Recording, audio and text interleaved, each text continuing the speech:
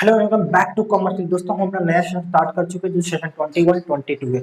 और new session start करते ही मैंने आपको बिल्कुल बेसिक से फर्स्ट चैप्टर स्टार्ट किया जो कि था एनपीओ। और एनपीओ का फर्स्ट लेक्चर ऑलरेडी मैं अपलोड कर चुका हूँ। आई होप आप सबने उसको देख लिया होगा। अगर नहीं देखा होगा तो मैं उसका लिंक आई बटन और डिस्क्रिप्शन दे रहा हूँ, आप प्लीज एक बार उसे देख लो।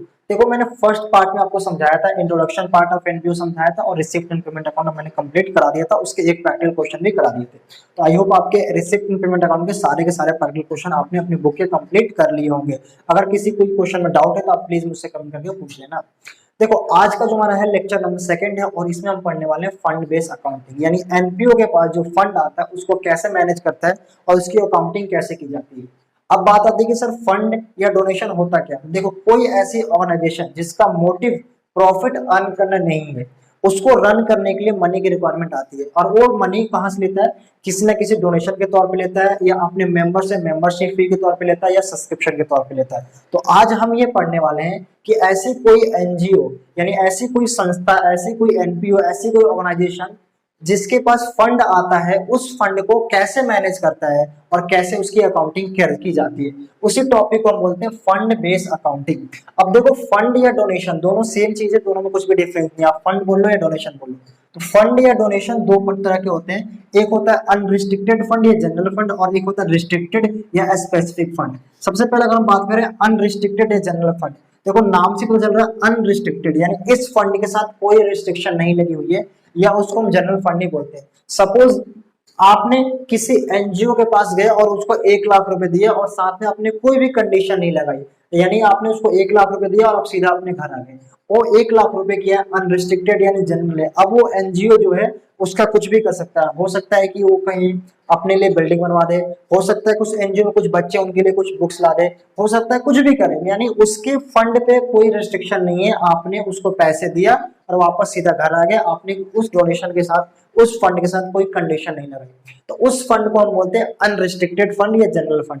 यानी ऐसी कोई भी एनपीओ जिसके पास फंड कहीं से मिला है, चाहे गवर्नमेंट से मिला हो या पब्लिक से मिला हो या कहीं से भी फंड मिला हो, और उस फंड के साथ कोई स्पेसिफिक कंडीशन नहीं लगी हुई है, तो उस फंड को अनरिस्ट्रिक्टेड या जनरल फंड बोलते हैं।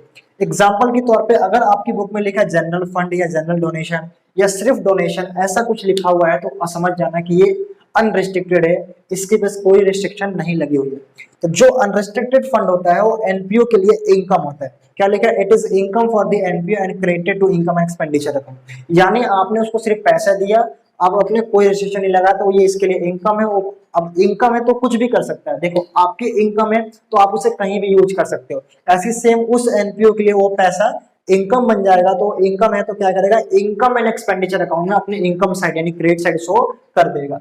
ठीक है सर, दूसरा कौन सा होता है, दूसरा होता है रिस्ट्रिक्टेड फंड या स्पेसिफिक फंड।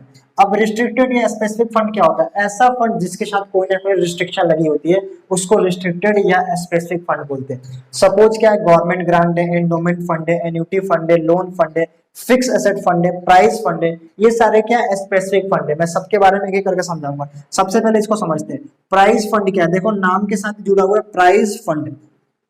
सपोज आज आपके आसपास कोई एनजीओ है, आप वहां गए, आपने वहां पे 1 लाख रुपए डोनेट किया, और डोनेट करने के बाद आपने कहा कि ऐसा करो, इस 1 लाख रुपए का जो यहाँ पे बच्चे हैं उनमें कोई कंपटीशन कराई जाएगी, तो इसके लिए आप क्या करना, 1 लाख रुपए को उनको प्राइज यानी कोई ना कोई प्राइज अवार्ड कर देना। ये क्या हो गया, प्राइज फंड हो गया।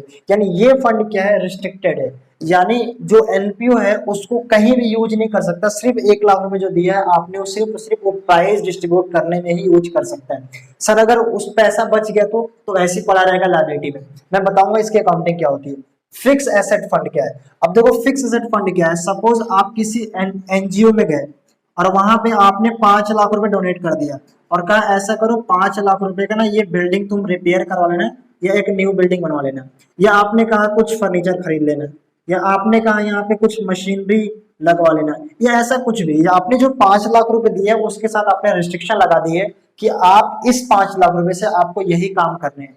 तो ये क्या रिस्ट्रिक्टेड फंड है, यानी स्पेसिफिक फंड है। उसे कहते हैं फिक्स एसेट फंड, यानी कोई भी फिक्स एसेट के लिए आपने उसको डोनेट किया है। उसके बाद आता है गवर्नमेंट ग्रांट। अब देखो गवर्नमेंट ग्रांट रिस्ट्रिक्टेड भी होता है, अनरिस्ट्रिक्टेड भी होता है। कभी भी गवर्नमेंट ग्रांट देती है तो कभी कभी गवर्नमेंट, देखो आपकी बुक में लिखा होगा गवर्नमेंट ग्रांट और नीचे लिखा होगा government grant is not specific, मतलब गवर्नमेंट ग्रांट स्पेसिफिक नहीं है।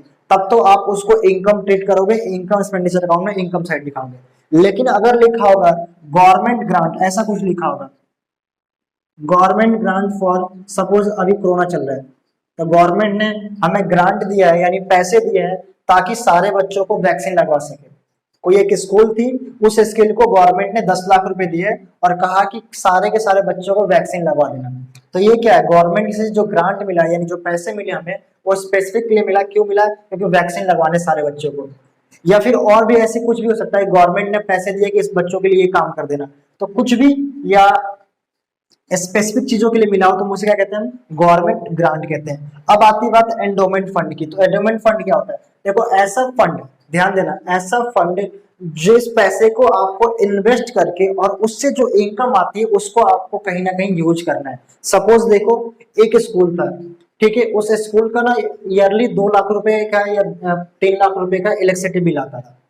अब एक हर साल 2 लाख रुपए का इलेक्ट्रिसिटी बिल आता है, एक पर्सन गया स्कूल के पास और कहा कि एक काम करो, ये आप 20 लाख रुपए ले लो मेरे से और इससे आप इलेक्ट्रिसिटी बिल पे करना।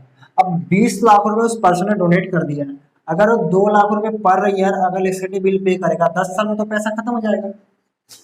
अगर वो 100 लाख रुपए देता तो भी उसको 50 साल में पैसा एंड हो जाएगा। तो इस पर्सन ने कहा कि नहीं ऐसा नहीं करना, इस पैसे से आप पेमेंट मत करना, ऐसा करो आप 20 लाख रुपीज को कहीं इन्वेस्ट कर दो और उसे जो भी आपको एनुअली पैसे मिलेंगे, चाहे 1.5 लाख 2 लाख 2.5 लाख जो भी मिलेंगे, इससे आप अपने स्कूल का इलेक्ट्रिसिटी बिल पे करना। मतलब उस 20 लाख रुपए को आपको खर्च नहीं करना है, उस 20 लाख को कहीं इन्वेस्ट करना है और उस इन्वेस्टमेंट से जो पैसा आएगा उसको आपको एक स्पेसिफिक पर्पस के लिए खर्च करना है। ये डोनर ने कहा, यानी जिसने डोनेशन दिए ये बात उसने बनाई है, तो उसको हम बोलते हैं एंडोमेंट फंड। आई बात क्लियर है ना। आपने जो इन्वेस्टमेंट, जो आपने पैसे दिए हैं उसको एनपीओ कहीं इन्वेस्ट करेगा, उस इन्वेस्टमेंट जो पैसा आएगा उस इनकम को कहीं ना कहीं वो स्पेसिफिक पर्पस के लिए खर्च करेगा। ये सर कब तक इन्वेस्टमेंट रहेगी, जब तक उसको पैसे चाहिए तब तक इन्वेस्टमेंट ही रहेगा और उसको यूज नहीं कर सकता उसकी। तो ये भी स्पेसिफिक फंड है, ये भी स्पेसिफिक फंड है। एन्युटी फंड क्या होता है, देखो एन्युटी फंड ये होता है कि जो डोनर होता है यानी जो डोनेशन करने वाला होता है वो एक फिक्स पीरियड तक या स्पेसिफाइड पीरियड तक कुछ रिटर्न मांगता है और उसके बाद वो पैसा, उसके बाद जो डोनेशन उसने दिया है वो एनपीओ का हो जाता है। सपोज एग्जाम्पल के तौर पे देखो क्या होता है, यहाँ पे एक पर्सन था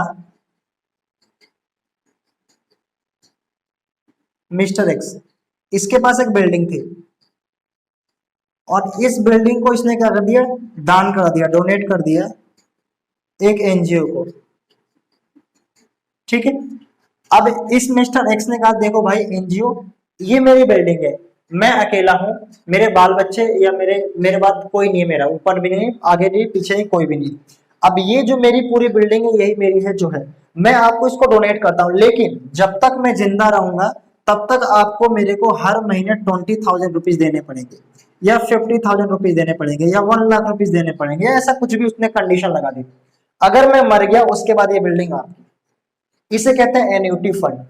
कभी कभी ये भी हो सकता है कि आपको अगले 10 साल तक मेरे को 50 रुपए देने पड़ेंगे, उसके बाद ये बिल्डिंग आपकी, या जब तक मैं जिंदा रहूंगा तब तक, या अगले 20 साल तक, अगले 40 साल तक, या मुझे नहीं इस अदर पर्सन को आपको अगले 10 साल तक 50 रुपए देने पड़ेंगे। तो ऐसी कोई ऐसी कंडीशन कि आपको एक स्पेसिफिक पीरियड तक एक फिक्स अमाउंट पेमेंट करना है, उसके बाद वो बिल्डिंग आपकी, तो इसको हम बोलते हैं एन्युटी फंड।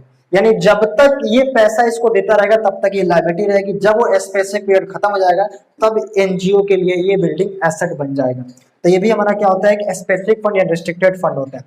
उसके बाद क्या है, लोन फंड। लोन फंड आपके साथ कोई दिक्कत नहीं, आप इजीली समझ सकते हो, किसी भी अदर पर्पज के लिए आपने लोन लिया है, चाहे आपका कोई भी काम हो उसके बदले आपने लोन लिया है, उसके लिए मैं लोन फंड बोलते हैं। फिक्स एसेट फंड मैं समझा चुका हूँ, प्राइस फंड भी समझा चुका हूँ। इसके अलावा और कोई ऐसा रिस्ट्रिक्टेड फंड या स्पेसिफिक फंड हो सकता है क्या? हाँ हो सकता है, टूर्नामेंट फंड भी होता है। मतलब ऐसा कोई ऐसा फंड जिसके साथ में एक नाम जुड़ा हो, tournament fund, prize fund, fix asset fund, building fund, land fund. Building land fund तो वैसे फिक्स एसेट फंड के अंदर ही आ जाएगा। मतलब कोई ऐसा फंड आपको दिखे जिसके साथ में एक कोई ना कोई नाम जुड़ा हो तो फिक्स है यानी रिस्ट्रिक्टेड है। सिंपल सी बात है। टूर्नामेंट फंड साफ दिख रहा है कि भाई ये फंड जो है टूर्नामेंट के लिए है, सिर्फ फंड लिखा है, जनरल डोनेशन लिखा है, तो यानी ये अनरिस्ट्रिक्टेड फंड है। अब बात आती है कि सर इनकी अकाउंटिंग तो आपने समझा दी, जो अनरिस्ट्रिक्टेड फंड है ये हमारे लिए इनकम होते हैं, इसको इनकम एंड एक्सपेंडिचर अकाउंट में इनकम साइड शो कर देते हैं, यानी क्रेडिट साइड शो कर देते हैं। ये सारी चीजें ये क्या होते हैं, तो ये हमारे लिए क्या होते हैं, लाइबिलिटी होते हैं। ये हमारे लिए क्या होते हैं, रिस्ट्रिक्टेड फंड या स्पेसिफिक फंड क्या होते हैं, लाइबिलिटी होते हैं, जब तक आप वो काम ना कर दो। अगर वो हमने काम कर दिया तो आपके बाद वो क्या बन जाएगा, आपका एसेट बन जाएगा। एग्जाम्पल लेते हैं, एक मिस्टर एक्स था, उसने हमें 10 लाख रुपए डोनेट किए बिल्डिंग फंड।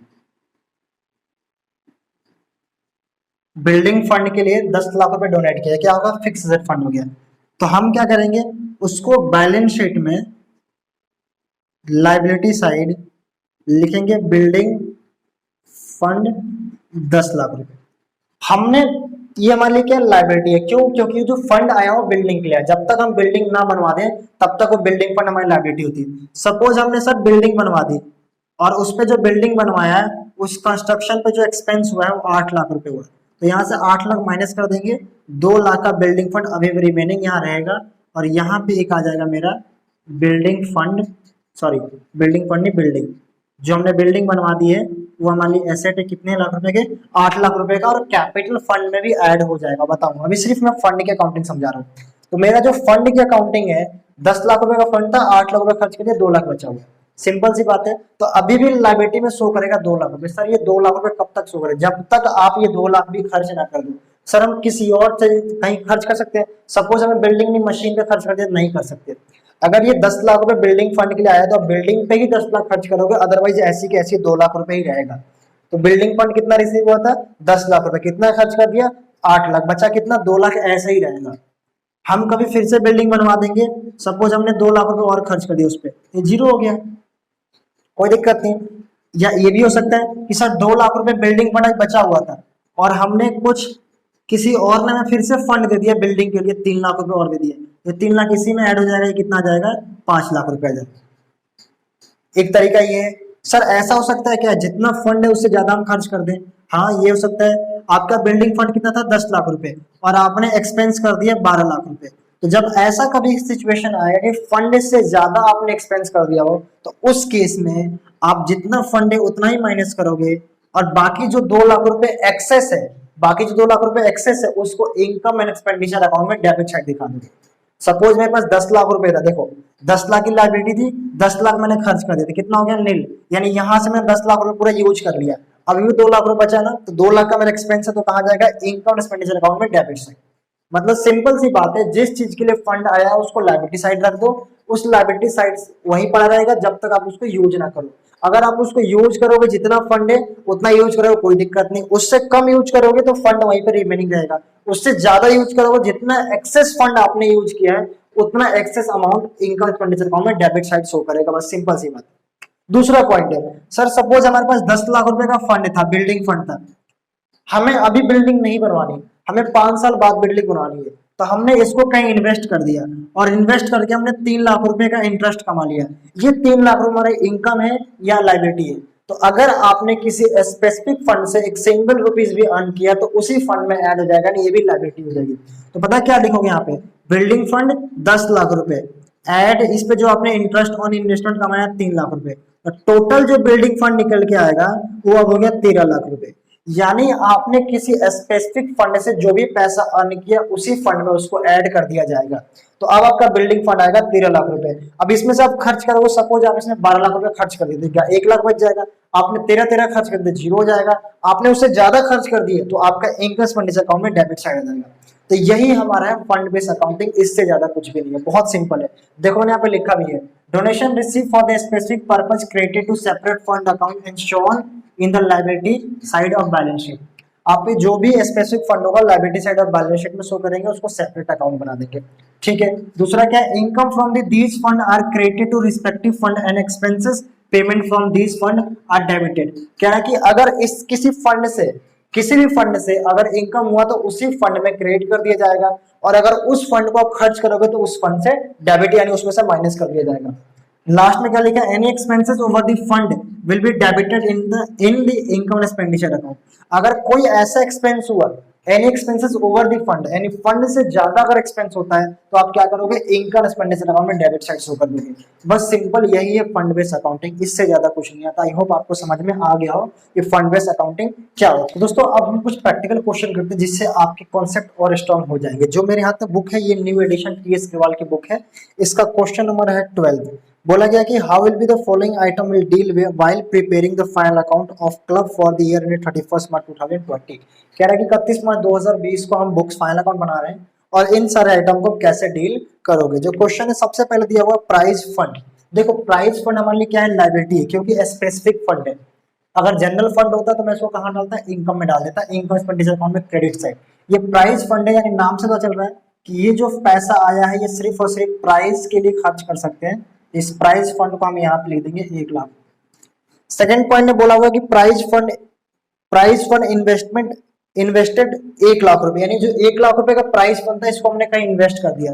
तो एक पॉइंट बताओ कि अगर मैंने आपको 1 लाख रुपए दिया और आपने उसको कहीं इन्वेस्ट कर दिया तो क्या आपकी लायबिलिटी जीरो हो जाएगी? नहीं सर, लायबिलिटी तो रहेगी, आपका एसेट भी बन जाएगा। यानी आपने जो इन्वेस्ट किया है उसको तो अपने एसेट में शो करोगे, लेकिन लायबिलिटी एज इट इज वैसी रहेगी जब तक आप वो पैसा मेरे को लौटा ना दो। आप कहीं और इन्वेस्ट करो तो आपका एसेट है, लेकिन मैंने आपको पैसा दिया तो वो एज इट इज लायबिलिटी में ही रहेगा। तो जो हमने इन्वेस्ट कर दिया 1 लाख रुपए वो एसेट में भी जाएगा। अब बच्चे बोलते कि सर लायबिलिटी ये 1 लाख रुपए हमने इन्वेस्ट कर दिया तो ये तो जीरो हो जाएगी। क्यों जीरो होगी भाई? आपको मैंने कैश दिया, आपको मैंने कैश दिया तो आपके पास क्या आया, कैश आया और साथ में लायबिलिटी है। आपने लायबिलिटी में 1 लाख रुपए शो कर दिया, कैश में 1 लाख शो कर दिया। इस कैश को सपोज अभी 1 लाख रुपए आया होगा तो यहाँ पे कैश तो होगा ना 1 लाख रुपए, डबल एंट्री होती है ना, लायबिलिटी भी 1 लाख रुपए का, कैश भी 1 लाख रुपए की। ये लायबिलिटीज एज इट इज वैसी है, आपने इसको उठाया और इस पैसे को आपने बैंक में डिपॉजिट कर दिया तो यहाँ से क्या हो जाएगा, ये बैंक में आ जाएगा। बैंक से उठाया आपने कहीं दे दिया, किसी को इन्वेस्ट कर दिया तो इन्वेस्टमेंट में 1 लाख रुपए आ जाएगा। तो क्या ये लायबिलिटी में कोई फर्क पड़ेगा? नहीं, लायबिलिटी एज इट इज वैसी रहेगी, ये आप चेंज करते रहो। तो ऐसे ही आपने को जो 1 लाख रुपए इन्वेस्टमेंट दिया, 1 लाख रुपए जो प्राइज फंड दिया था आपने उसको कहीं इन्वेस्ट कर दिया तो यहाँ पे आ जाएगा प्राइज फंड इन्वेस्टमेंट।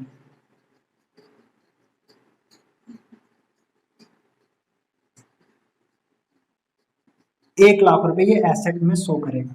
अब देखो ध्यान से, यहाँ पे लिखा हुआ 10% प्राइज फंड इन्वेस्टमेंट, यानी इसको जहां मैंने इन्वेस्ट किया उसका रिटर्न कितना है, 10% का। कभी भी किसी इन्वेस्टमेंट के साथ रेट लिखा हो तो रेट ऑफ इंटरेस्ट होता है, यानी रेट ऑफ रिटर्न, उस इन्वेस्टमेंट में मुझे कितना रिटर्न मिलेगा। और डेट लिखा यानी कि हमने कब उसको इन्वेस्ट किया था। हमने इन्वेस्ट किया था उसको 1 अप्रैल 2019 को। कितने लाख रुपए? 1 लाख रुपए। रेट कितना उसका? 10%। यानी मुझे इंटरेस्ट ऑन इन्वेस्टमेंट पूरे साल में कितना मिलना चाहिए था? 10,000 रुपए मिलना चाहिए था। आगे देखेंगे कितना मिला हुआ है। नेक्स्ट लिखा donation for prize receive during the year, यानी हमने कुछ और डोनेशन मिल गया तो आप इसको ऐड कर दो इसी में। 1 लाख रुपए का प्राइस फंड था, डोनेशन और कितना मिला? 15,000। तो इसको आप ऐड कर दो, टोटल कितना आ गया? 1,15,000। इसके बाद लिखा हुआ है कि हमने 17,500 इसमें से खर्च कर दिया, तो उसको माइनस करो। कहाँ खर्च किया? प्राइस देने में खर्च किया। देखो प्राइस फंड को सिर्फ प्राइस फंड के लिए खर्च कर सकते हो, प्राइस एक्सपेंस प्राइस देने के लिए खर्च कर सकते हो। तो आप यहाँ पे क्या लिखोगे? प्राइस अवॉर्डेड 17,500, जो रिमेनिंग आएगा 97,500। ठीक है, इसके बाद क्या लिखा हो देखो, interest receive on 10% price fund investment 4,500। यहाँ ऐड करो आप इंटरेस्ट रिसीव। अब इंटरेस्ट कितना रिसीव हुआ है? 4,500। कितना रिसीव होना चाहिए था? तो सर रिसीव होना चाहिए था 10,000। क्यों? क्योंकि हमने 1 लाख रुपए इन्वेस्ट किया था 1 तारीख से लेकर 31 मार्च 2020 तक, पूरे 1 साल होते। रेट 10%, तो मुझे 10,000 रुपए मिलना चाहिए था, मिला कितना है? सिर्फ 4,500। यानी बाकी का पैसा कहाँ गया? बाकी का पैसा अभी भी ड्यू है। 10,000 मिलना चाहिए था, मिला कितना है? 4,500। तो ड्यू कितना मेरे पास अभी भी मेरा पैसा 5,500 रुपीज का इंटरेस्ट ऑन इन्वेस्टमेंट ड्यू है, एक्रूड इंटरेस्ट है। तो इसको भी क्या करोगे? देखो जो पैसा मिल गया वो भी लायबिलिटी है, जो नहीं मिला वो भी लायबिलिटी, बाद में तो मिलेगा ना। समझ में आ रहा है मैं कह रहा हूँ? मैंने आपको 1 लाख रुपए दिया, आपने उससे 10,000 रुपए कमाया, तो टोटल लायबिलिटी 1,10,000 रुपए की। अब वो आपने 10,000 रिसीव किया, नहीं रिसीव किया, मेरी कोई गलती नहीं। समझ रहे हो मेरी बात? मैंने आपको कहा कि भाई 1 लाख रुपए लो, ये आपका स्पेसिफिक फंड है, आपने उसको कहीं इन्वेस्ट कर दिया। तो मैंने अभी बताया था पहले ही कि अगर किसी स्पेसिफिक फंड को हम कहीं इन्वेस्ट करते हैं, उससे जो भी पैसा हम अर्न करेंगे वो भी उसी फंड में ऐड हो जाएगा। तो हमने अर्न 10,000 रुपए किया है, मिला 4500, लेकिन अर्न तो 10,000 ही किया है ना, तो एक्रूड इंटरेस्ट भी इसी के अंदर ऐड हो जाएगा।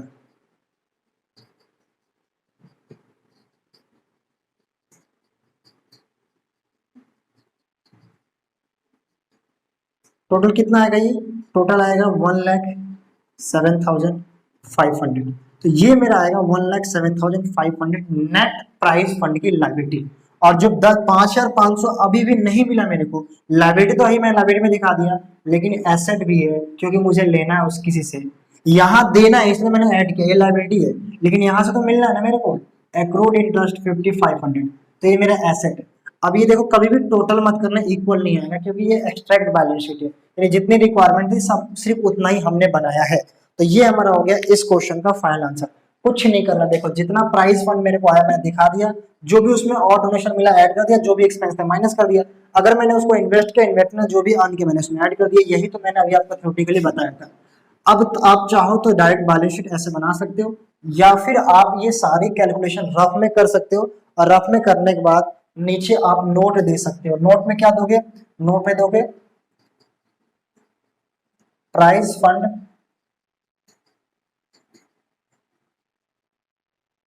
$1,07,500 will be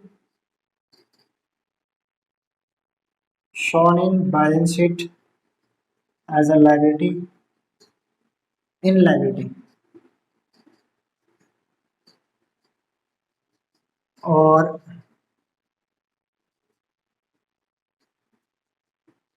price fund investment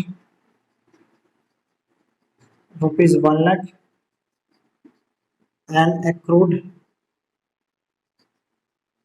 interest on investment ₹5,500 shown in balance sheet in assets। Simple सी है। तो आप चाहो तो ये दोनों कैलकुलेशन बैलेंस शीट में ना ऐसे कहीं वर्किंग में कर लो, रफली कर लो, और ये आप नोट डाल दो तो भी आपका आंसर कोई दिक्कत नहीं। या फिर आप चाहो तो ऐसे डायरेक्ट एक्स्ट्रा बैलेंस शीट बना के भी अपने आंसर को प्रेजेंट कर सकते हो। बिल्कुल ही सिंपल क्वेश्चन है, कोई दिक्कत नहीं। एक क्वेश्चन और कर रहे थे हम लोग, question number 13। How are the following deal with the while preparing final account of club. कोई क्लब है उसका फाइनल अकाउंट बनाना है, ये सारी चीजें दे रखी है, आप उससे कैसे डील करोगे, ये क्वेश्चन पूछा हुआ है। लिखा मैच फंड क्रेडिट बैलेंस। देखो मैच फंड का क्रेडिट बैलेंस यानी लायबिलिटी है, तो आप क्या लिखोगे? सिंपल सी बात है, मैच फंड कितना? 80,000 रुपीज, यानी 80,000 रुपए का मैच फंड है, जिसका क्रेडिट बैलेंस यानी लाइबिलिटी में 80,000 रुपए का मैच फंड हमारे पास बचा हुआ है। उसका लिखा मैच फंड इन्वेस्टमेंट, हमने उसी मैच फंड में से 72,000 इन्वेस्ट कर दिया। लास्ट क्वेश्चन भी समझाया था कि आप इन्वेस्ट करोगे तो आपका इन्वेस्टमेंट आएगा, लेकिन लाइबिलिटी में कोई डिक्रीज नहीं आएगा। उसके बाद लिखा मैच फंड बैंक बैलेंस, यानी पहले से देखो मैच फंड बैंक बैलेंस और इन्वेस्टमेंट दोनों का डेबिट बैलेंस यानी एसेट है। तो मैच फंड बैंक बैलेंस यानी पहले से मैच फंड का बैंक बैलेंस 35 रुपए था, ये भी हमारा एसेट है।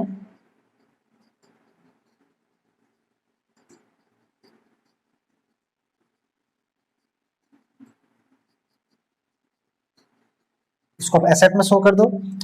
Interest on match fund investment, जो हमने मैच फंड को इन्वेस्ट किया था उसमें मुझे इंटरेस्ट मिला है 2,880 रुपीज।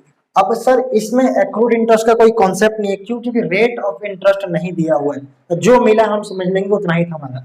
इसमें आप ऐड कर दो, क्योंकि जो भी इनकम रिसीव की करोगे आप किसी स्पेसिफिक फंड को इन्वेस्ट करके, उसी स्पेसिफिक फंड में ऐड किया जाएगा, तो आप इसको ऐड कर दो। इंटरेस्ट ऑन इन्वेस्टमेंट 2,880, ये हो गया 82,880। इसके बाद क्या है? मैच फंड एक्सपेंस 5,500, और इसमें से हमने कुछ एक्सपेंस कर दिया मैच को ऑर्गेनाइज करने के लिए, तो मैच फंड एक्सपेंस कितना मेरे पास?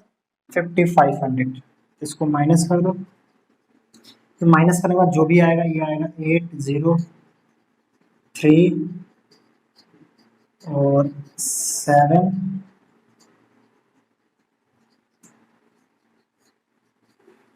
7 77,380 77,380 रुपये आएगा नेट मैच फंड। हो गया खत्म।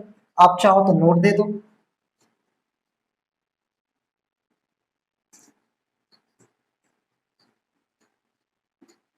Match fund rupees will be shown in liability in balance sheet as liability या in liability जोड़ना लिखो। Match fund investment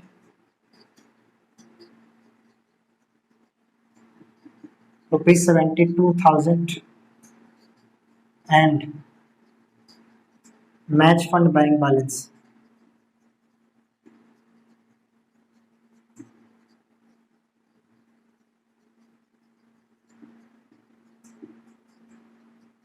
will be shown in balance sheet as assets। खत्म। इसको आप वर्किंग में कर लो, ये नोट दे दो, या फिर डायरेक्ट ऐसी बैलेंस शीट बनाए कर लो। तो आई होप आपको ये सारी चीजें समझ में आ गई हो। तो हमने फाइनली अपना 2 टॉपिक कंप्लीट कर लिया। पहला टॉपिक में हमने इंट्रोडक्शन और रिसिप्ट एंड पेमेंट अकाउंट पढ़े थे। आई होप आपने उसके सारे क्वेश्चन कर लिए थे।